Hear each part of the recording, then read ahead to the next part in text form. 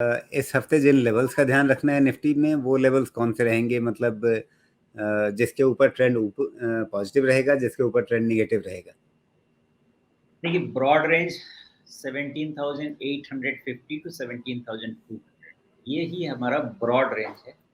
इसके अंदर में अगर कहीं कहीं पे कुछ हो सकता है तो वो फाइंड आउट करने की कोशिश करते हैं। और वो सबसे पहला चीज़ है जो निफ्टी का आज कौन सा दिन है? संडे है, तो फ्राइडे, जो फ्राइडे का ओपनिंग है, अगर आपको फ्राइडे के ओपनिंग के ऊपर निफ्टी की क्लोज मिलती है तो आपके लिए एक माइल्ड पॉजिटिव ट्रिगर है।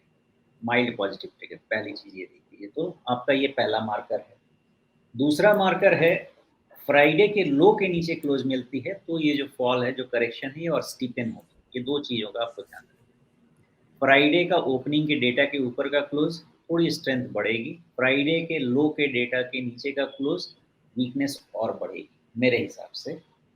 दूसरी चीज़ ये है कि हमारा 17,850 के पहले हमें फर्दर जो एक कन्विंसिंग स्ट्रेंथ है वो नहीं लेना है। तो आपके लेवल्स बहुत क्लियर हो गए। फ्राइडे का लो, फ्राइडे का ओपनिंग और 17,850 मैंने एक्चुअली 50 पॉइंट बेकिंग किया है सेफ्टी के लिए, विच इज़ फाइन। 17,850 ही रखें। ये लेवल्स आपको ध्यान रखने हैं पहले। अब इसके अलावा अगर कुछ हुआ तो क्या कांड होगा? पहला ये होगा कि अगर फ्राइडे लो के नीचे क्लोज हुआ तो हम 17,200 देख रहे हैं। फिर से देखें, ओके। 17,200 भी अगर हमसे छूट गया तो फिर 50 डीएमए के आसपास तो ट्रैवल है। तो 16,900 17,000 ये रेंजेस बिल्कुल क्लियर है, ओके। जहां से मैं थोड़ा सोच रहा हूँ कि फिर से पोजीशंस ऐड करेंगे।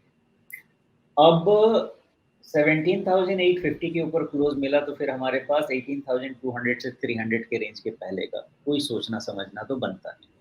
As simple as that. So 18,200, 300, 18,500 जहाँ पे जाकर फिलहाल हम रुक जाएंगे। ये हमारे रेंजेस हैं निफ्टी। जी, तो 50 डे मूविंग एवरेज तो अभी हर रोज बदलता रहेगा, तो एक उसके हिसाब से क्या मोटे तौर पे ये कहें कि 17,000 लगभग वहां पर पहुंचने पर जो आप कह रहे हैं कि थोड़ी पोजीशन ऐड करेंगे, यानी निवेश वाले खरीदारी पर ध्यान देंगे वहां पे?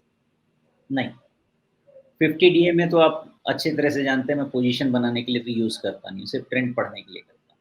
आपका पहला रिट्रेसमेंट ही आएगा 16,900। तो उस रेंज को 16,900 17,000 रेंज को इवैल्यूएशन रेंज लेके चलना है और स्ट्रेंथ मेजर करनी है मार्केट की।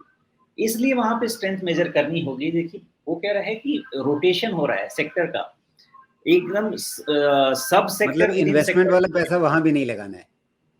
लगाना है। 100% लगाना है। कहाँ लगाना है वो सवालिया निशान है। वही तो तो पूछ बहुत रहा हूँ। समय के बाद आपसे लास्ट डिस्कशन में मैंने बोला कि अब टाइम है फिनेंशियल सर्विसेज एक्स एनबीएफसी में जगह ढूंढने की, जहां पे आपको इन्वेस्टमेंट का पैसा लगाना है। तो वहां पे अब और बास्केट कैसे बनाना है? अब सिर्फ बैंक के बास्केट से फायदा नहीं।